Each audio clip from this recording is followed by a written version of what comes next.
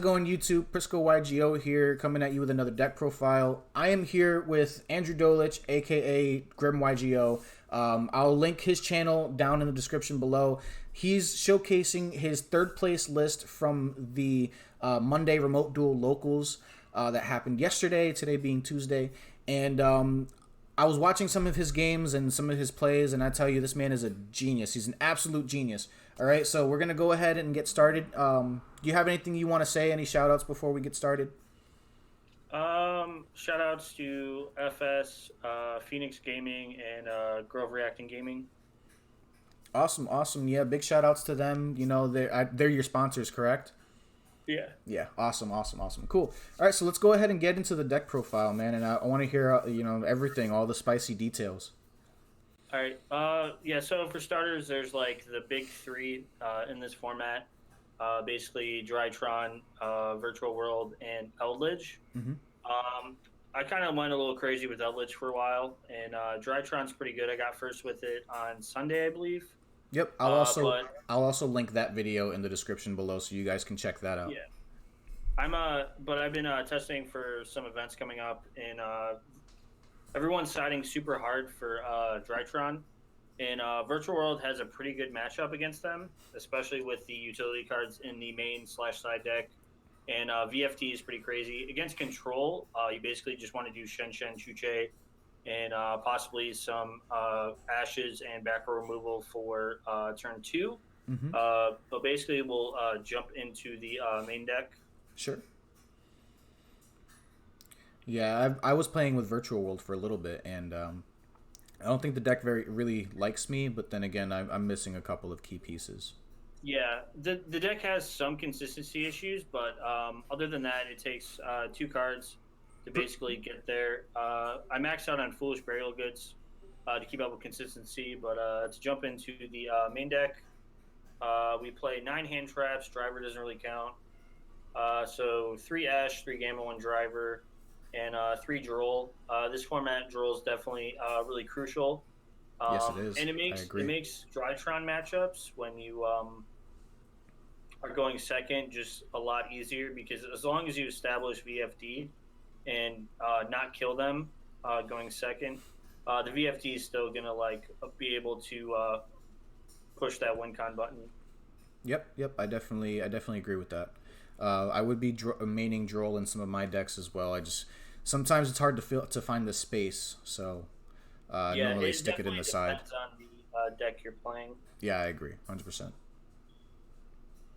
And then, we should all, or most of us know the ratios for these, but you basically, since you max out on Desires, yep, play 3 Lulu, 3 Yin Yin, 3 GG, 3 Lili, and 3 Lao Lao. Basically, everything besides Yin Yin does the same thing. They all target one, send a different one, and they all have secondary effects. Lulu's Eroda, GG's Skarma, End Phase for Grave, Luli's double Foolish Burial, and this is Monster Reborn in Grave. And then Yin Yan's a nice floater to be able to get back out of Grave and shuffle back resources. The only reason why this deck, I would say, is strong is not that it just makes VFD. If they still ban VFD, there's things you can do with the deck. But the deck's recursive, and decks that are able to keep balance or recycle cards back to deck are able to outgrind a lot of matches. And that's one thing I kind of liked about the deck with Chuche and Yin Yin. Yeah, I've heard a lot of people calling Virtual World thank you for the follow, Goofy Joey. I've heard a lot of people calling Virtual World the new age Salad because of the ability to do the same thing every turn, and its recursion is really strong. I think the only downside, like you mentioned earlier, that it has is its consistency issues, which Salad has never had that issue. Yeah, no, Salad was definitely very, very strong when it came out. It was definitely really easy to play 12 hand traps and still have recursion plus recycling cards in the extra deck. Yeah. But that's basically it for all the monsters, and then on to spells.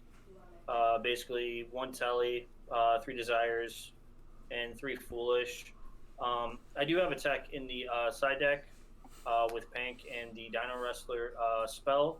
be able to search Panker tops. Hmm. And basically, as long as you have like Kowloon or Kinglong in hand, and you can Foolish Burial, Kinglong search Lulu, it's essentially the same thing. And Hmm. also, there's Vermilion and Cheofang loops, so you're still able to make VFD with like really terrible hands. Yeah, I've seen a lot of people that so one of the things that I've seen in virtual world decks is if you're not playing talents, you're playing goods, and if you're not playing goods, you're playing talents. Um, how do you feel on that standpoint? I like tactical talents, but sometimes it's kind of like your opponent doesn't have a hand trap, and your hand's kind of bad, and then you have TT, and you just kind of hope they hand trap you. Yeah. But I do like TT a lot. I just I don't know. I've been committing more to like I don't know. I have like every deck in the world, but the only two cards I haven't like been interested in buying yet is like droplets or tactical talents because I don't know when there's gonna be like IRL Yu-Gi-Oh. So I'd be kind of like holding off on those because this is like the second remote duel I've played in. I've played in a lot of events before the pandemic, but I kind of been like holding off on this just because I didn't really like know how to play on remote duels or was like comfortable versing people through webcam. Yeah, But yeah, I definitely understand that statement. When I first started getting into remote duels, like back during the beginning of the pandemic, um, it was really hard for me to like play without feeling so paranoid that my opponent was always cheating. Because like it's very easy to manipulate the deck if someone just happens to not look at their screen for a few minutes. You know what I'm saying? And like I know now yeah, it's just like kind of an honor system that people are doing. We're forcing people to hey, how do you want it cut? I'll cut it in half and then take five off the top, or I'll cut it in half, roll the die, and whatever the die says, that's how much you take off the top. yeah, Like and Goofy Joey does make a good point. There are still people out there that are cheating, but I still believe that the honor system does take a major part in remote duels. Like if you're playing against someone, you have to just either trust that they're not going to cheat or be aware enough to catch when they do. So that's remote duels were really hard for me to play and play confidently. yeah. For like the Imperial gaming tournaments, I haven't really had any issues with that. Everyone kept their hand on the board and shuffled, and then either did put five at bottom after cut and things like that. But for like major events, I could definitely see people try to get away with cheating for like extravaganzas or if there is like remote dual money tournaments. But other than that, I haven't had like issues with it. And another thing I guess about that is like if you are remote dueling, there's really no point in cheating. You don't learn anything from it, and since we're getting back into Yu-Gi-Oh kind of, or Konami's doing more for us, it's better to like learn how to play through bad hands and things like that. Oh yeah, I 100% agree with that statement. Yep. And then yeah, for the rest of the deck, it's 41 cards. I wanted to make it 40, but there's nothing really cut on or cut down on. So basically, three Kowloon, three Kinglong, and three Chuche. Kowloon basically gets one of these to the field face up.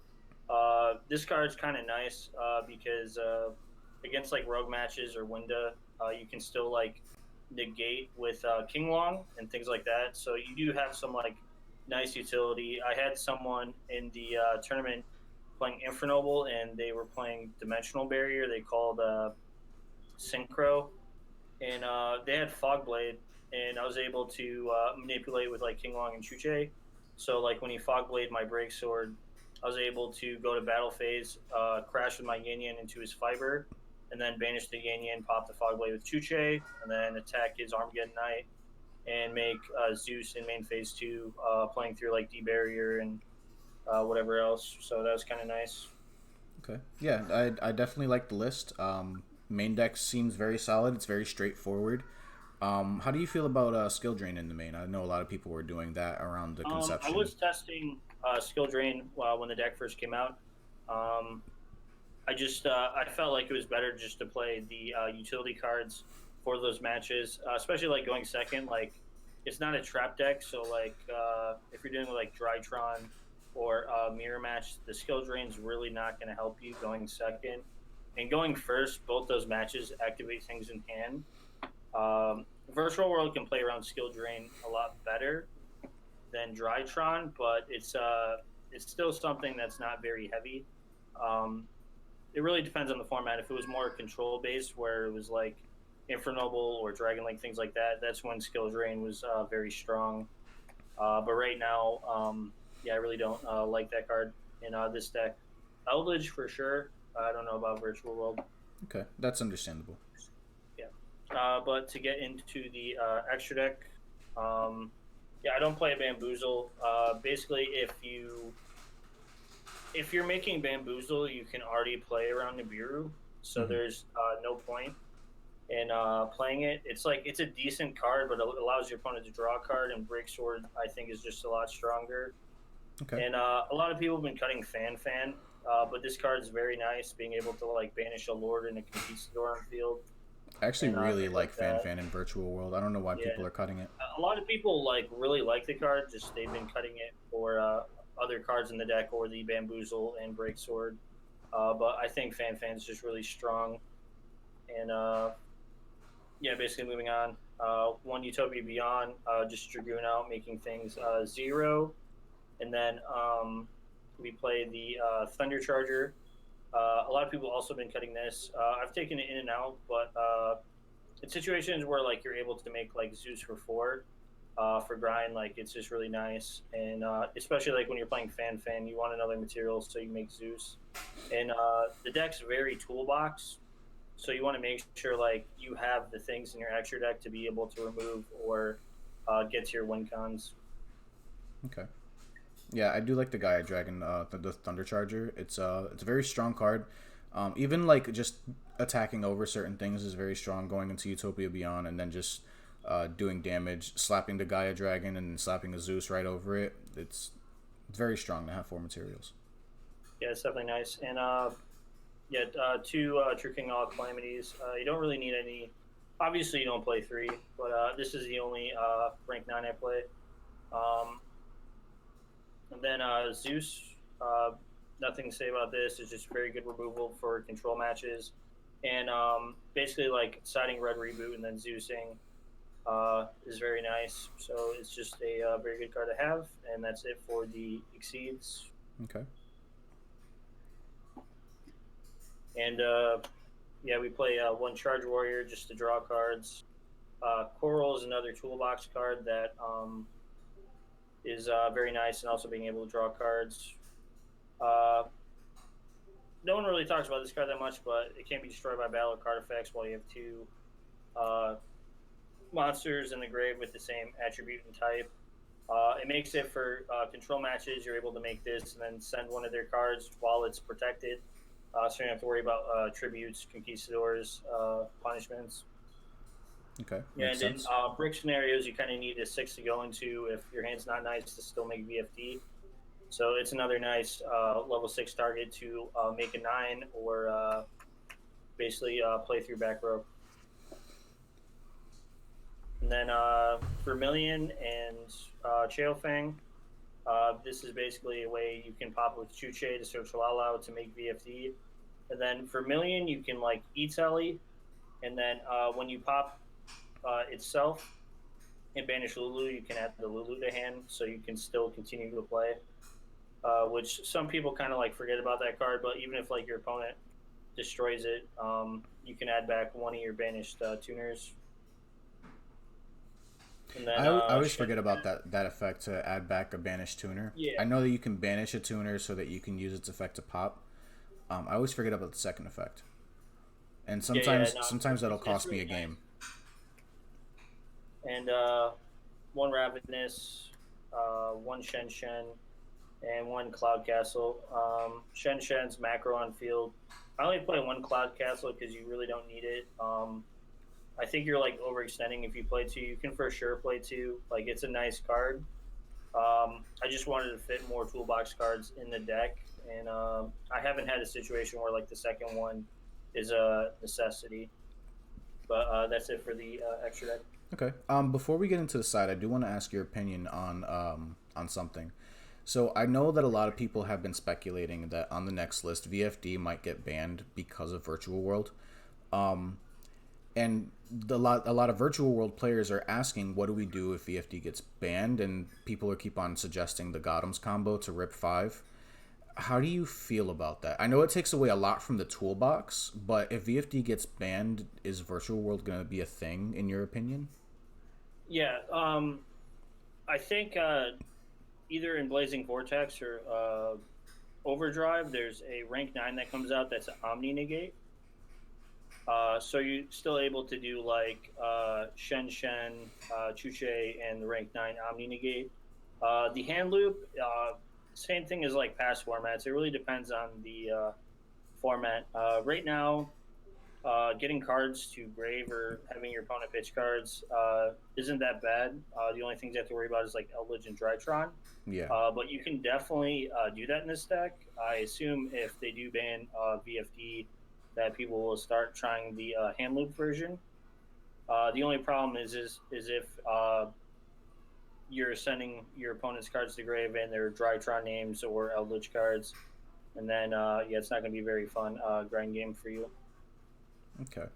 All right, cool. I definitely I like that standpoint. I know a lot of people are just saying, well, if VFD gets banned, just play Gothams and call it a day. And I'm like, well, I mean, I'll pick up my Gothams just in case. That's the way to go. But I don't really like that. Yeah. I actually like hearing opinions and speculation rather than just this is what we're gonna do when we're done. And yeah. Yeah, if you're still if you, like, I don't know if it can hand loop for 5 in most hands, because some of the times you're playing from behind, which is why you play the Vermilion and Chuche. Yeah. You sacrifice making your deck more consistent with Foolish Burial Goods, but you're kind of giving up your necessity extenders. You can still make like VFD and like Shen Shen and stuff, but other than that, I don't think it's going to be that combo centric where you're able to consistently do that every game. Yeah, and to rip cards. I did some testing with the Gotham's combo, and it's actually in order for you to do the Gotham's combo, you have to play the 3 Pharaoh of the Beast, and I like it as a tech. I just don't like how much it requires you to like open up with it. Like, there's no way to search it.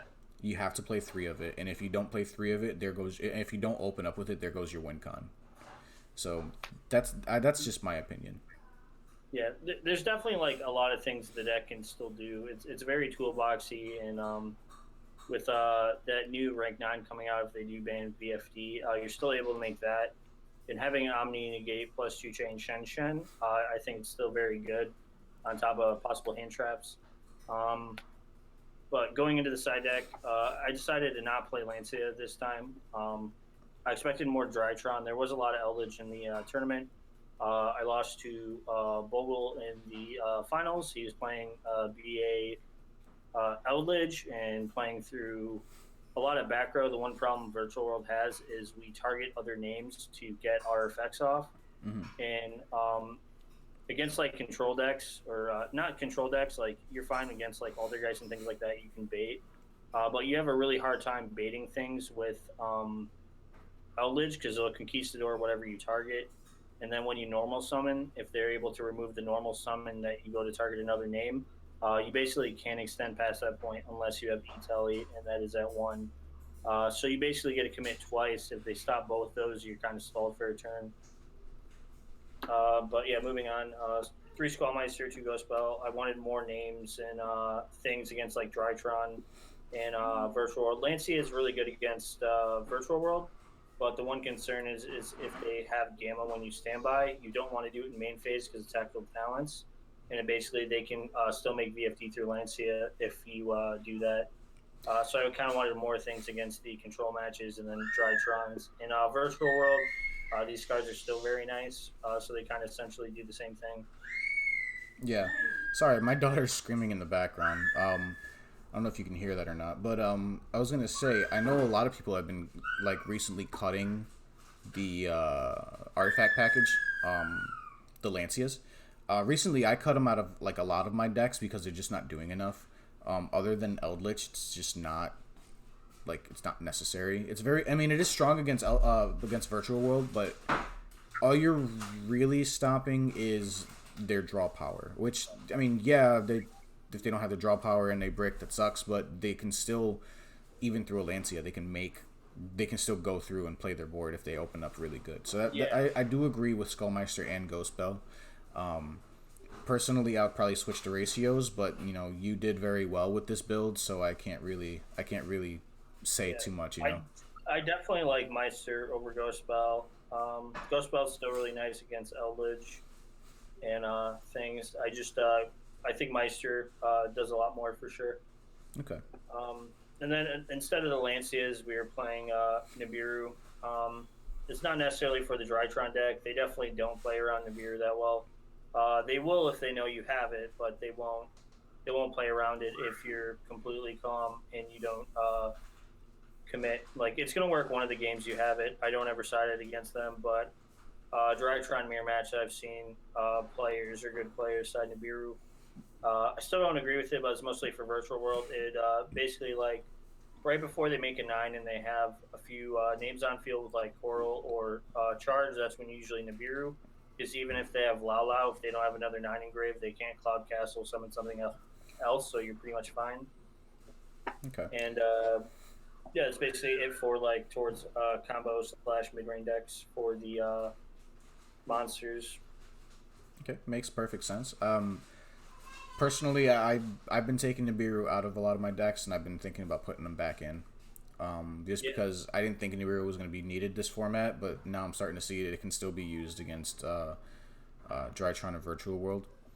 Not so much yeah. Eldritch, but you just don't side it in for Eldritch. Yeah, the only reason it's coming back in is because players aren't respecting it or playing around it, which is why usually most cards and formats come back in because if people aren't attempting to play around them, then they just become stronger side cards. Yeah, I agree, 100%. And then since we play three foolish burial goods, we play the Dino Wrestling spell and the Pankratops. Zodiac Eldritch, you're able to basically bait two things with this by threatening to attack the Dryden and then popping a back row. So this engine plays around two cards for that matchup, Okay, and then one Feather Duster, three Lightning Storm, and one Red Reboot.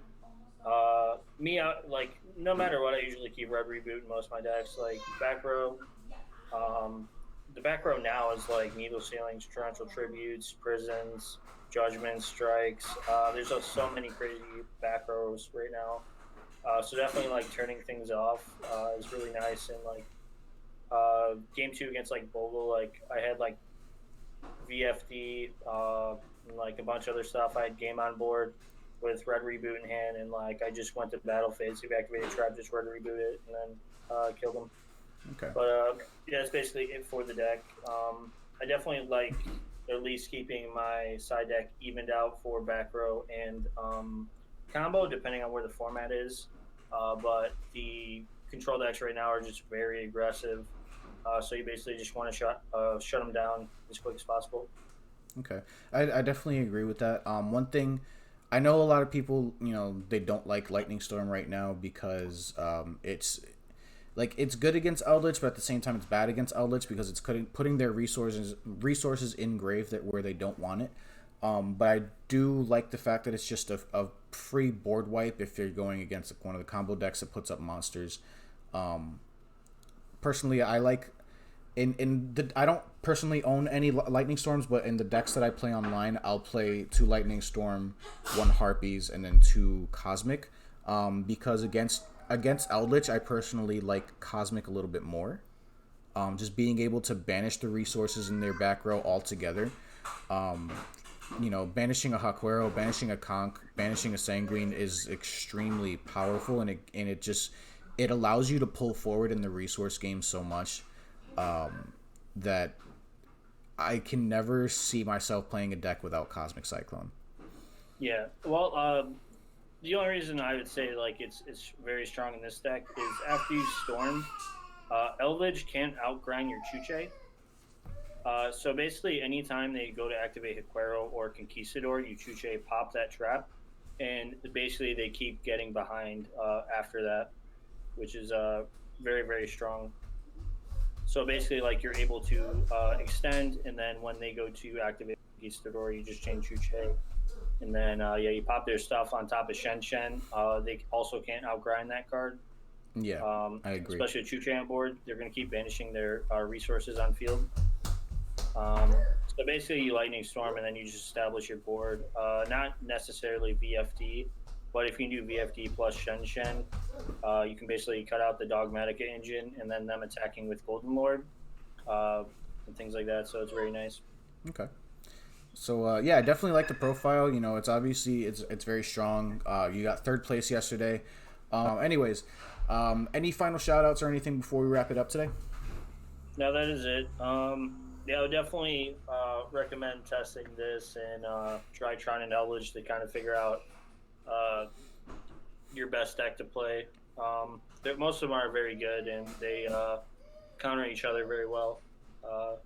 That's about it. I wouldn't change anything about the main deck, and I think the side deck is also fine. I really don't like Lancier right now.